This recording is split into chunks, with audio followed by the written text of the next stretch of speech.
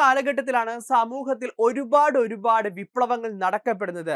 അത് എൻലൈറ്റ്മെന്റ് ആകാം. അപ്പൊ ഈ സർവേ രീതിയുടെ ഡെഫിനിഷൻ ആണ് ഇവിടെ പറഞ്ഞിരിക്കുന്നത്. ഒരു തെരഞ്ഞെടുത്ത ഒരു സംഘമാണ് സർവേ നടത്തുന്നത്. ഈ തെരഞ്ഞെടുക്കപ്പെട്ട സംഘം പ്രിയപ്പെട്ട ഉദ്യോഗാർത്ഥികളെ LPUP വിജയപഥ് സൂപ്പർ ചലഞ്ചിലേക്ക് ഏവർക്കും സ്വാഗതം. നിങ്ങൾ ഓരോരുത്തരും ഒരുപാട് തവണ ചോദിച്ചൊരു കാര്യമാണ് നമ്മുടെ 10ാം ക്ലാസ്സിൽ സാമൂഹ്യ ശാസ്ത്രം എന്തിന് എന്ന് പറയുന്ന ആ ഒരു സബ്ജക്റ്റ് അല്ലെങ്കിൽ ആ ഒരു യൂണിറ്റ് നമുക്ക് പഠിക്കേണ്ടതായിട്ടുണ്ടോ എന്നുള്ളതാണ്. ശരിക്കും പറഞ്ഞാൽ നമുക്ക് സാമൂഹ്യ ശാസ്ത്രം എന്ന് പറയുന്നത് നമ്മുടെ സിലബസിൽ ഉൾക്കൊള്ളിച്ചിട്ടുണ്ട്. അപ്പോൾ അതിൽ പ്രധാനമായിട്ട് സാമൂഹ്യ ശാസ്ത്രത്തിന്റെ ഒറിജിൻ തുടങ്ങിയ കാര്യങ്ങളെ കുറിച്ചൊക്കെ എക്സാമിന് ചോദിക്കാൻ സാധ്യതയുള്ളതുമാണ്. വളരെ ചെറിയൊരു യൂണിറ്റ് ആണ് ഇന്നത്തെ നമ്മുടെ ഈ ക്ലാസ്സിൽ ഡിസ്കസ് ചെയ്യാൻ പോകുന്നത്. ഈ ഒരു യൂണിറ്റിനെ കുറിച്ചാണ് നമ്മൾ പഠിക്കുന്നത്. അതിനുശേഷം നമ്മൾ കുടുംബം, സാമൂഹ്യവൽക്കരണം തുടങ്ങിയ ക്ലാസ്സുകളുമായിട്ടൊക്കെ യൂട്യൂബിൽ വരുന്നുണ്ട്. ഫസ്റ്റ് നമ്മൾ ഇന്ന് ഈ ഒരു ചാപ്റ്റർ സാമൂഹ്യ ശാസ്ത്രം എന്തിന് എന്നത് സബ്ജക്റ്റിനെ കുറിച്ചാണ് പഠിക്കാൻ പോകുന്നത്. അതായത് സോഷ്യോളജി എന്ന് പറയുന്ന സബ്ജക്റ്റിന്റെ ആവിർഭാവത്തെ കുറിച്ചാണ് നമ്മൾ ഇന്ന് പഠിക്കാൻ പോകുന്നത്. അപ്പോൾ ആദ്യം നമ്മൾ ഡിസ്കസ് ചെയ്യാൻ പോകുന്നത് വിപ്ലവ യുഗത്തെ കുറിച്ച് നമ്മുടെ ടെക്സ്റ്റ് ബുക്കിൽ പറയുന്നുണ്ട്. എന്താണ് വിപ്ലവ യുഗം എന്നതുകൊണ്ട് അർത്ഥമാക്കുന്നത്? 19ാം നൂറ്റാണ്ട് ചരിത്രത്തിൽ അറിയപ്പെടുന്നത് വിപ്ലവ യുഗം എന്നാണ്. ഈ ഒരു കാലഘട്ടത്തിലാണ് സമൂഹത്തിൽ ഒരുപാട് വിപ്ലവങ്ങൾ നടക്കപ്പെടുന്നത്. അത് എൻലൈറ്റ്മെന്റ് ആകാം, ജ്ഞാനോദയവുമായി ബന്ധപ്പെട്ടതുള്ള അന്ന് വരെ നമ്മൾ വിശ്വസിക്കപ്പെട്ട പ്രമാണങ്ങളെയൊക്കെ തിരുത്തി ഒരു പുതിയൊരു രീതിയിലേക്ക് മാറുന്ന സമൂഹം മാറുന്ന അല്ലെങ്കിൽ സമൂഹത്തിന്റെ തിങ്കിങ് മാറുന്ന കാഴ്ചപ്പാടാണ് നമുക്ക് ഈ കാണാൻ കഴിയുന്നത്. അപ്പോൾ ഒരു വിപ്ലവ യുഗം എന്ന് നമ്മളെ സാമൂഹ്യ ശാസ്ത്രജ്ഞന്മാർ വിശേഷിപ്പിക്കുന്ന കാലഘട്ടം എന്ന് പറയുന്നത് 19ാം നൂറ്റാണ്ടിനെയാണ് വിപ്ലവ യുഗം എന്ന്. എൻലൈറ്റ്മെന്റ് പീരീഡ് 16ാം നൂറ്റാണ്ടോടുകൂടി സ്റ്റാർട്ട് ചെയ്യുന്നുണ്ട്. അതിനുശേഷം ഇങ്ങോട്ട് വരുമ്പോൾ ഒരുപാട് വിപ്ലവങ്ങളാണ് നമുക്ക് കാണാൻ കഴിയുന്നത്. അടുത്ത് നമ്മൾ വളരെ പ്രധാനപ്പെട്ട ഒരു പോയിന്റിലേക്കാണ് കടക്കുന്നത്. സാമൂഹ്യ ശാസ്ത്രത്തിന്റെ ആവിർഭാവത്തിന് വഴിയൊരുക്കിയ 3 വിപ്ലവങ്ങൾ ഏത് എന്ന് നമുക്ക് എക്സാമിന് ചോദിക്കാം. അല്ലെങ്കിൽ താഴെ തന്നിട്ടുള്ള 3 പ്രസ്താവനകൾ സാമൂഹ്യ ശാസ്ത്രത്തിന്റെ ഒറിജിനുമായി ആവിർഭാവവുമായി ബന്ധമില്ലാത്ത പ്രസ്താവന ഏതെന്ന് നമ്മോട് ചോദിക്കാം.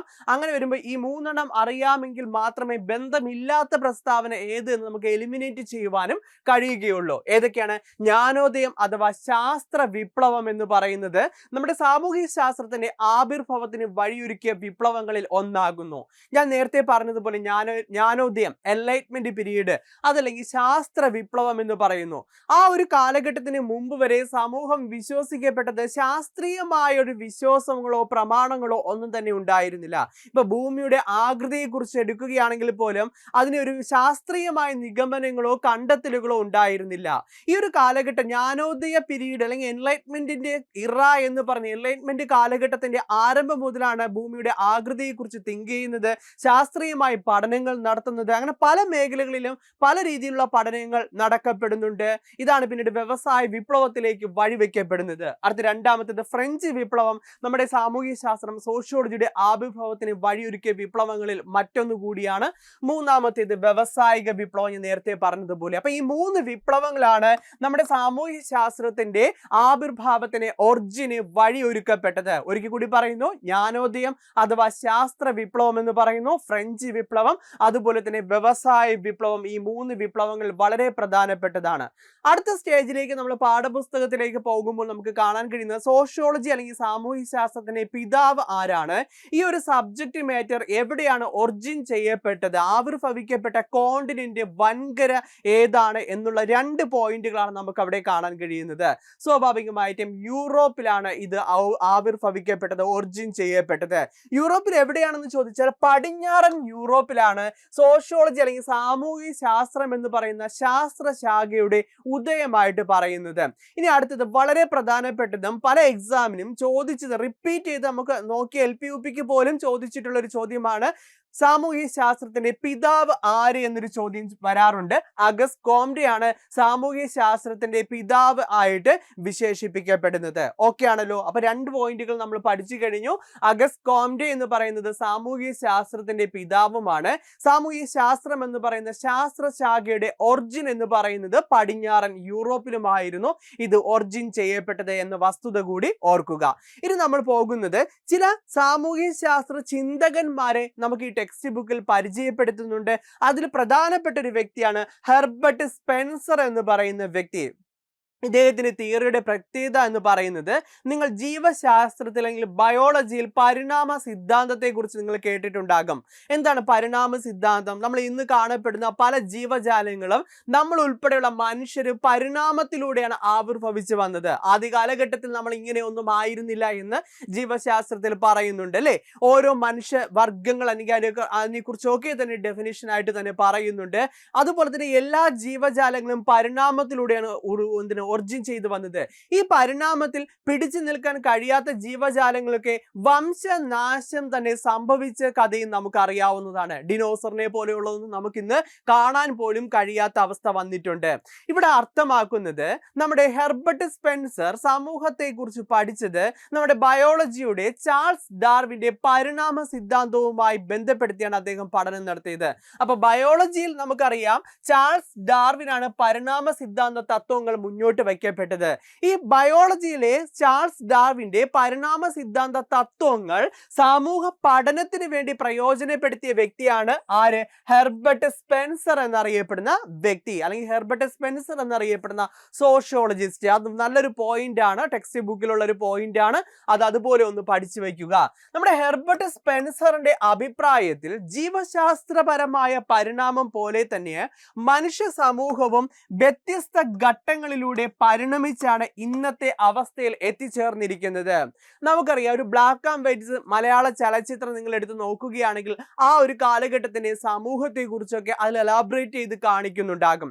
അത് കഴിഞ്ഞിട്ട് 85-90കളിലെ ഒരു മലയാള ചലച്ചിത്രം നിങ്ങൾ എടുത്ത് പരിശോധിക്കുകയാണെങ്കിൽ അതിലും നമുക്കൊരു സമൂഹം കാണാൻ കഴിയും. കേരള സൊസൈറ്റി അതിലും കാണിക്കുന്നുണ്ടായിരിക്കും. പക്ഷേ നമ്മൾ ബ്ലാക്ക് ആൻഡ് വൈറ്റിൽ നിന്ന് കണ്ടതിൽ നിന്നും വളരെ വ്യത്യസ്തമായ ഒരു സമൂഹമായിരിക്കും 90s സിനിമകളിൽ കാണുന്നത്.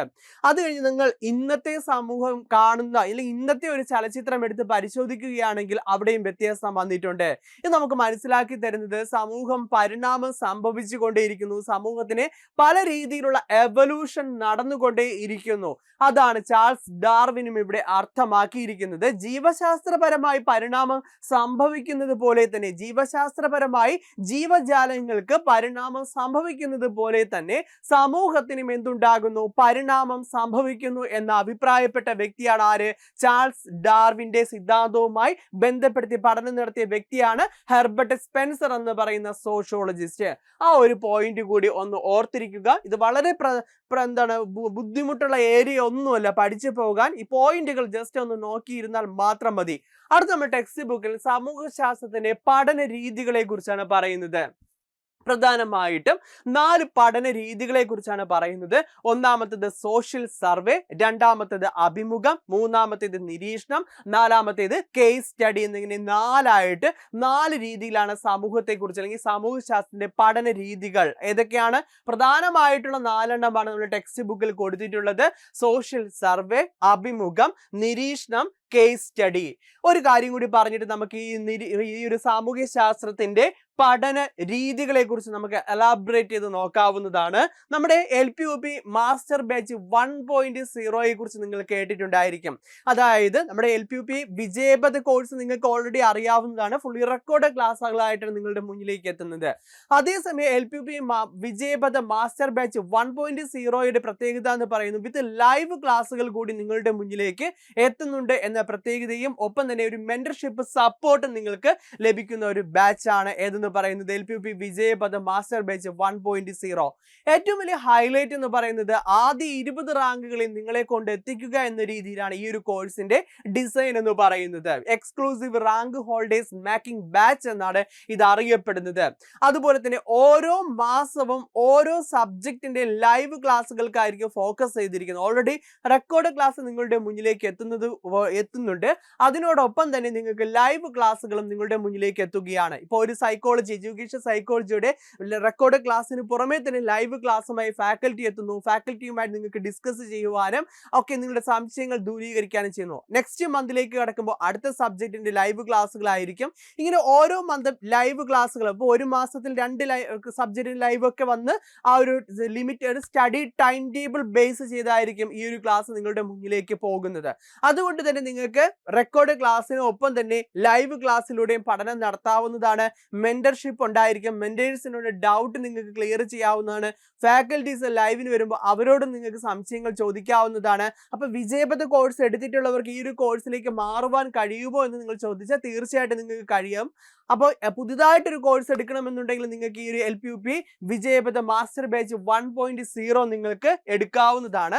ഒപ്പം തന്നെ മോഡൽ എക്സാംസ്, ലൈവ് എക്സാംസും ഒക്കെ തന്നെ നമ്മുടെ എല്ലാ എക്സാം ഫീച്ചേഴ്സും ഇതിൽ അടങ്ങിയിട്ടുണ്ട്. ബാക്കി ഫീച്ചേഴ്സ് എല്ലാം തന്നെ നിങ്ങൾക്ക് അറിയാവുന്നതാണ്. Daily live exams, revision test, SCRT pack, study plan based classes, study notes ഉണ്ടായിരിക്കും. ഒപ്പം 10,000 സൈക്കോളജി ക്വസ്റ്റ്യൻസ് വിത്ത് എക്സ്പ്ലനേഷൻ അടങ്ങുന്ന പാക്ക്, സ്പെഷ്യൽ പാക്കും ഉണ്ടായിരിക്കും. മെന്റർഷിപ്പ് സപ്പോർട്ടാണ് ഇതിന്റെ ഏറ്റവും വലിയ highlight. Full length mock exam, 100 മാർക്കിന്റെ മോക്ക് എക്സാം അവൈലബിൾ ആയിരിക്കുന്നത്. ആഴ്ചയിൽ 3 മോഡൽ എക്സാംസ് രീതിയായിരിക്കും ഇവിടെ കവർ ചെയ്യുന്നത്.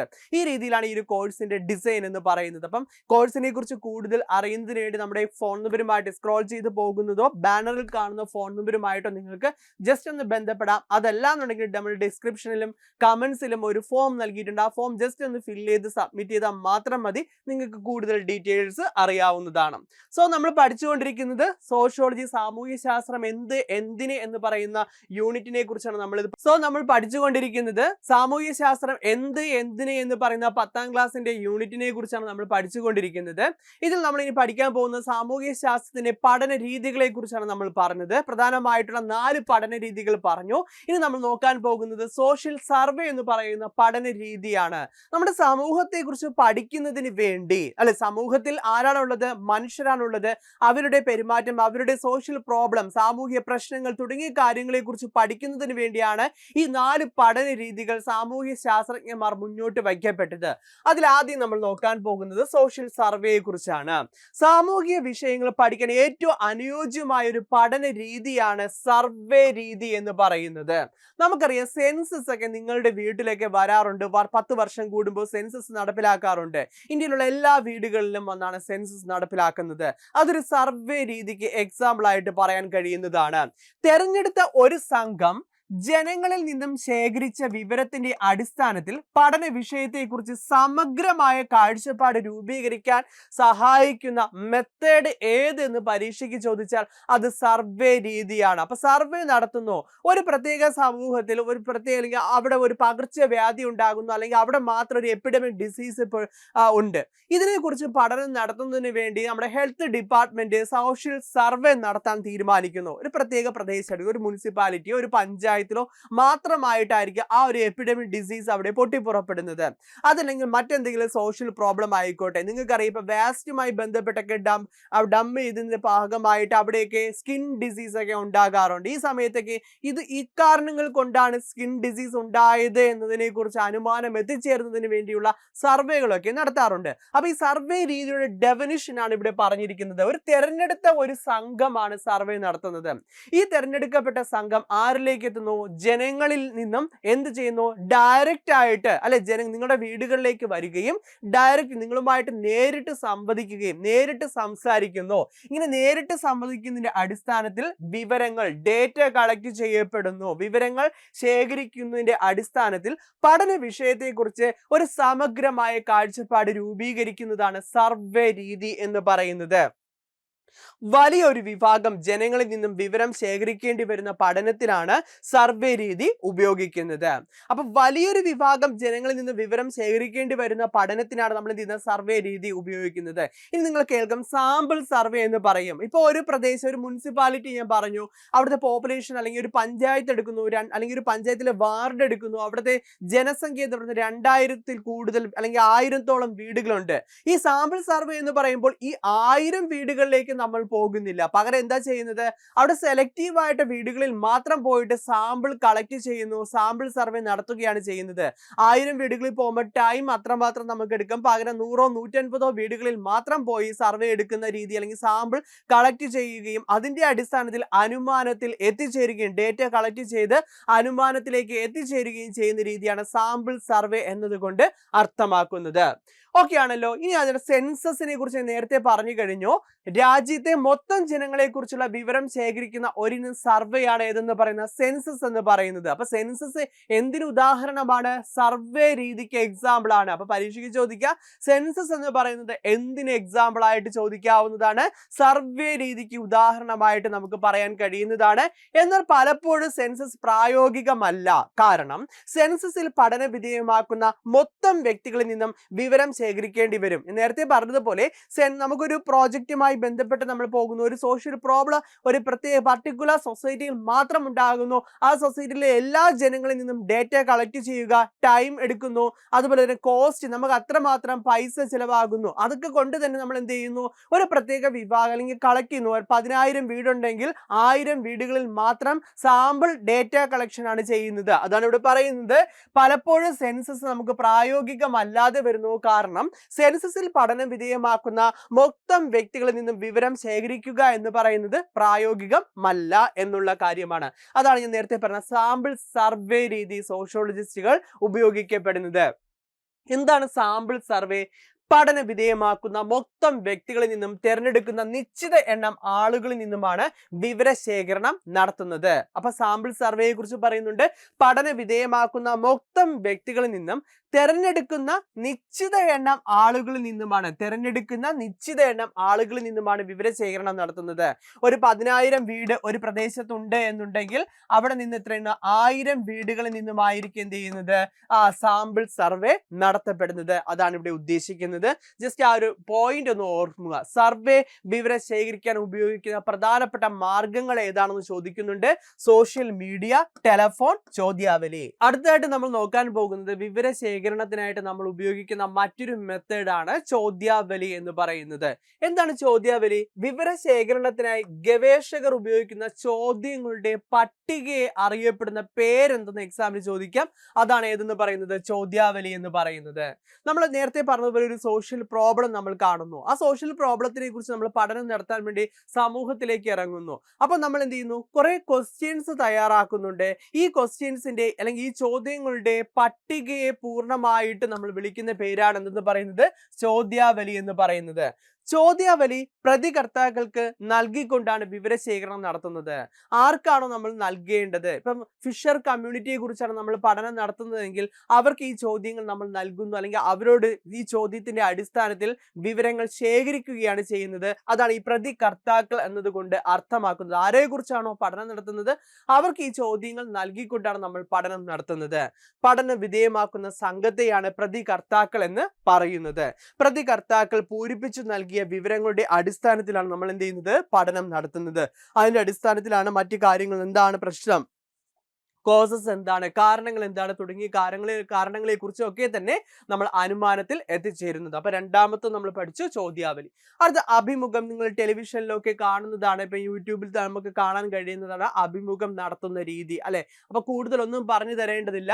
വാമൊഴിയായി വിവരം ശേഖരിക്കുന്ന രീതിയാണ് അഭിമുഖം എന്ന് പറയുന്നത്. ഗവേഷകനും പ്രതികർത്താക്കളും തമ്മിലുള്ള സംഭാഷണമാണ് അഭിമുഖം എന്ന് പറയുന്നത്. വ്യക്തികളുടെ മനോഭാവം, കാഴ്ചപ്പാട്, വിശ്വാസം, ജീവിത സാഹചര്യം തുടങ്ങിയ കാര്യങ്ങൾ സൂക്ഷ്മതലങ്ങൾ അറിയുന്നതിനും വിശകലനം നടത്തുന്നതിനും അഭിമുഖം ഉപയോഗിക്കുന്നുണ്ട്. അപ്പൊ ഈ ഒരു പോയിന്റ് നമുക്ക് എക്സാമിന് ചോദിക്കാവുന്നതാണ്. വ്യക്തികളുടെ മനോഭാവം, കാഴ്ചപ്പാട്, അതുപോലെ തന്നെ വിശ്വാസം, ജീവിത സാഹചര്യം തുടങ്ങിയ കാര്യങ്ങൾ സൂക്ഷ്മ തലങ്ങളിൽ അറിയുന്നതിനും വിശകലനം നടത്തുന്നതിനും ഉപയോഗിക്കുന്ന മെത്തേഡ് അല്ലെങ്കിൽ രീതി, സാമൂഹ്യ ശാസ്ത്രത്തിൽ ഉപയോഗിക്കുന്ന രീതി ഏതെന്ന് ചോദിച്ചാൽ ഏതാണ്? അഭിമുഖമാണ്. അതുകൊണ്ട് അതൊന്ന് പഠിച്ചു വെക്കുക. കാരണം നമ്മൾ ഒരു വ്യക്തിയുമായിട്ട് അഭിമുഖം ചെയ്യുമ്പോൾ അവിടെ ഒരുപാട് ചോദ്യങ്ങൾ വന്നു പോകുന്നുണ്ട്. വ്യക്തിയുടെ മനോഭാവം അറിയാം, ഒരു സബ്ജക്റ്റിനെ കുറിച്ച് ആ വ്യക്തിയുടെ കാഴ്ചപ്പാട് എന്താണെന്ന് ആ വ്യക്തി പറയുന്നുണ്ട്, ആ വ്യക്തിയുടെ വിശ്വാസ പ്രമാണം എന്താണെന്ന് നമുക്ക് മനസ്സിലാക്കുന്നുണ്ട്, ആ വ്യക്തി ഏത് ജീവിത സാഹചര്യത്തിൽ നിന്ന് വരുന്നതാണ് എന്ന് നമുക്ക് മനസ്സിലാക്കി തരുന്നുണ്ട്. തുടങ്ങിയ കാര്യങ്ങളെ കുറിച്ചൊക്കെ തന്നെ നമുക്ക് സൂക്ഷ്മ തലത്തിൽ പഠനം നടത്താൻ സഹായിക്കുന്ന ഒന്നാണ് ഏതെന്ന് പറയുന്നത്? അഭിമുഖ രീതി എന്ന് പറയുന്നത്. അടുത്ത നമ്മൾ ചോദ്യാവലിയിലേക്കാണ് നമ്മൾ പോകുന്നത്. എന്താണ് ചോദ്യാവലി? നേരത്തെ പറഞ്ഞത് വിവരശേഖരണത്തിനായി ഗവേഷകർ ഉപയോഗിക്കുന്ന ചോദ്യങ്ങളുടെ പട്ടികയാണ് ചോദ്യാവലി. ചോദ്യങ്ങൾക്ക് ഉത്തരം രേഖപ്പെടുത്തുന്നതിനായി ചോദ്യാവലി പ്രതികർത്താക്കൾക്ക് നൽകുന്നു. പ്രതികർത്താക്കൾ വിവരങ്ങൾ രേഖപ്പെടുത്തുന്നു. അതിൽ തന്നെ എന്താണ് അടയാളപ്പെടുത്തുന്നതിനുള്ള സൗകര്യമുണ്ട്. അടുത്ത നമ്മൾ നിരീക്ഷണത്തെ കുറിച്ചാണ്. ഒബ്സർവേഷൻ. പലപ്പോഴും ഒബ്സർവേഷൻ എന്ന് പറയുന്നത്, നിരീക്ഷണം എന്ന് പറയുന്നത് സ്വാഭാവികമായിട്ട് പണ്ട് കാലം തൊട്ട് തന്നെ നമ്മൾ ഇല്ലിറ്ററേറ്റ് ആയ ഒരു സമൂഹത്തിലേക്കും കൂടുതൽ നമ്മൾ ഉപയോഗിച്ചിരിക്കുന്നത്. ഫോർ എക്സാമ്പിൾ, ഒരു കാലഘട്ടത്തിൽ ട്രൈബൽ കമ്മ്യൂണിറ്റി, അല്ലെങ്കിൽ അവർ ഇല്ലിറ്ററേറ്റ് എന്ന് ഞാൻ ഉദ്ദേശിക്കുന്നില്ല, ഒരു ഗവേഷകൻ ആ ഒരു സമൂഹത്തെ കുറിച്ച്, ഗോത്ര വിഭാഗത്തെ കുറിച്ച് പഠനം നടത്താൻ പോകുമ്പോൾ ഗവേഷകരും അവരുടെ ലാംഗ്വേജും തമ്മിലുള്ള പ്രോപ്പർ കമ്മ്യൂണിക്കേഷൻ നടക്കണമെന്നില്ല. ട്രൈബൽ കമ്മ്യൂണിറ്റിയെ സംബന്ധിച്ചിടത്തോളം അവർക്ക് അവരുടേതായ കുറച്ച് ലാംഗ്വേജും സിസ്റ്റവും ഒക്കെ ഉണ്ടായിരിക്കും. അതുകൊണ്ട് തന്നെ ഗവേഷകർ എന്താണ് അവിടെ നിരീക്ഷണത്തിലൂടെ മനസ്സിലാക്കുന്നു. അത് മാത്രമല്ല, പല രീതികൾ നമുക്ക് ചെയ്യാം. പല രീതിയിലുള്ള നിരീക്ഷണ രീതികൾ പല സമൂഹത്തിലും നമുക്ക് നിരീക്ഷണ രീതി നടപ്പിലാക്കാവുന്നതുമാണ്. എന്താണ്? കാണുകയും കേൾക്കുകയും അനുഭവിക്കുകയും ചെയ്യുന്ന കാര്യങ്ങൾ സത്യസന്ധമായി രേഖപ്പെടുത്തുന്ന രീതിയാണ് നമ്മൾ എന്തെന്ന് വിളിക്കുന്നത്? നിരീക്ഷണം എന്ന് വിളിക്കുന്നത്. എന്തൊക്കെയാണ്? കാണുകയും കേൾക്കുകയും അനുഭവിക്കുകയും ചെയ്യുന്ന കാര്യങ്ങൾ സത്യസന്ധമായി രേഖപ്പെടുത്തുന്ന രീതിയാണ് നാം എന്തെന്ന് പറയുന്നത്? നിരീക്ഷണം എന്ന് പറയുന്നത്. അഭിമുഖം പോലുള്ള രീതികൾ പ്രായോഗികമല്ലാത്ത സന്ദർഭങ്ങളിൽ ഉപയോഗിക്കുന്ന പഠന രീതിയാണ് നിരീക്ഷണം. നേരത്തെ പറഞ്ഞതുപോലെ നമുക്കൊരു സാധാരണ ഒരു സമൂഹത്തിൽ പോയിരുന്നിട്ട് അവിടുത്തെ ഒരു ആൾക്കാരെ മറ്റു അഭിമുഖം ചെയ്യാനൊന്നും കഴിയില്ല. അവരുടെ കൾച്ചറിനെ കുറിച്ചോ സംസ്കാരത്തെ കുറിച്ചോ മാരേജ് സിസ്റ്റത്തെ കുറിച്ചോ ഒന്നും തന്നെ നമുക്ക് എന്ത് ചെയ്യാൻ കഴിയില്ല? നിരീക്ഷണം നടത്താൻ കഴിയില്ല. അപ്പൊ അത് നമ്മൾ എന്ത് ചെയ്യുന്നു? നമ്മൾ അവരിൽ ഒരംഗമായി നിന്നുകൊണ്ട് നമ്മൾ പഠനം നടത്തുന്നു, ഒബ്സർവ് ചെയ്യുന്നു, നിരീക്ഷിക്കുന്ന രീതിയാണ് നമ്മൾ അവിടെ നടപ്പിലാക്കുന്നത്. ഇതാണ് നിരീക്ഷണ രീതി. നേരിട്ട് ശേഖരിക്കുന്ന ഇത്തരം വിവരങ്ങൾ കൃത്യമായ വിലയിരുത്തലിന് സഹായിക്കുന്നു. ശരിക്കും ഈ നിരീക്ഷണ രീതിയെ പ്രധാനമായിട്ടും രണ്ടായിട്ട് തരംതിരിച്ചിട്ടുണ്ട്. പങ്കാളിത്ത നിരീക്ഷണവും പങ്കാളിത്ത രഹിത നിരീക്ഷണവും. പങ്കാളിത്ത നിരീക്ഷണം എന്ന് പറയുന്നത് ആ ഒരു സമൂഹത്തിൽ തന്നെ നമ്മൾ വസിച്ച് അവിടുത്തെ, ഞാൻ നേരത്തെ പറഞ്ഞ ഒരു മാരേജ് ഫംഗ്ഷൻ എങ്ങനെയാണ്, കൾച്ചർ എങ്ങനെയാണ്, അപ്പോൾ ഒരു സെറിമണി തുടങ്ങിയ കാര്യങ്ങളെ കുറിച്ചൊക്കെ നമ്മൾ പഠനം നടത്തുന്നുണ്ടെങ്കിൽ അവരിൽ ഒരാളായിട്ട് നിന്ന് അവരോടൊപ്പം താമസിച്ച് പഠനം നടത്തുന്ന രീതിയാണ് പങ്കാളിത്ത നിരീക്ഷണം എന്ന് പറയുന്നത്. പങ്കാളിത്ത രഹിത നിരീക്ഷണം എന്ന് പറയുന്നത് നമ്മൾ അവരിൽ അത്രമാത്രം പാർട്ടിസിപ്പേറ്റ് ചെയ്യുന്നതിന് നോൺ പാർട്ടിസിപ്പന്റ് ഒബ്സർവേഷൻ എന്ന് ഇംഗ്ലീഷിൽ പറയാറുണ്ട്. മാറി നിന്ന് നമ്മൾ നിരീക്ഷണം നടത്തുന്ന രീതിയാണ് നോൺ പാർട്ടിസിപ്പന്റ് ഒബ്സർവേഷൻ, അല്ലെങ്കിൽ പങ്കാളിത്ത രഹിത നിരീക്ഷണം എന്ന് പറയുന്നത്. അടുത്തത് പങ്കാളിത്ത നിരീക്ഷണത്തെ കുറിച്ചുള്ള എക്സ്പ്ലനേഷൻ ഇവിടെ നൽകിയിട്ടുണ്ട്. നിരീക്ഷകൻ പഠന മേഖലയിൽ നിന്നും നേരിട്ട് വിവരം ശേഖരിക്കുന്ന രീതിയാണ് പങ്കാളിത്ത നിരീക്ഷണം. ഫസ്റ്റ് ഫാക്റ്റ് ആയിട്ട് പരീക്ഷയ്ക്ക് ചോദിക്കാം. താഴെ തന്നിട്ടുള്ളതിൽ പങ്കാളിത്ത നിരീക്ഷണത്തിന്റെ ക്യാരക്ടറിസ്റ്റിക്സ്, സ്വഭാവമല്ലാത്തത് ഏത് എന്ന് ചോദിച്ചാൽ ഇതൊക്കെ അറിഞ്ഞാൽ മാത്രമേ നമുക്ക് ഉത്തരം എഴുതാൻ കഴിയുകയുള്ളൂ. എന്താണ്? നിരീക്ഷകൻ പഠന മേഖലയിൽ നിന്നും നേരിട്ട് വിവരങ്ങൾ ശേഖരിക്കുന്ന രീതിയാണ് നമ്മൾ എന്ത് ചെയ്യുന്നത്? പങ്കാളിത്ത നിരീക്ഷണം. നേരത്തെ പറഞ്ഞതുപോലെ ആ ഒരു ഗോത്ര സമൂഹത്തിൽ നിരീക്ഷകൻ പോകുന്നു, ഗവേഷകൻ പോകുന്നു, പോയതിനു ശേഷം അവരിൽ ഒരാളായിട്ട് വസിച്ച് താമസിച്ച് അവരുടെ റിച്വൽസും കൾച്ചറും ഒക്കെ തന്നെ നേരിട്ട് പഠനം നടത്തുന്നു. ദാറ്റ് ഈസ് പങ്കാളിത്ത നിരീക്ഷണം. സമൂഹ ശാസ്ത്രജ്ഞൻ പഠന വിധേയമാക്കുന്ന സംഘത്തിൽ താമസിച്ച് അവരുടെ ജീവിതത്തെ കുറിച്ച് നേരിട്ട് മനസ്സിലാക്കുന്ന രീതിയാണ് പങ്കാളിത്ത നിരീക്ഷണം എന്ന് പറയുന്നത്.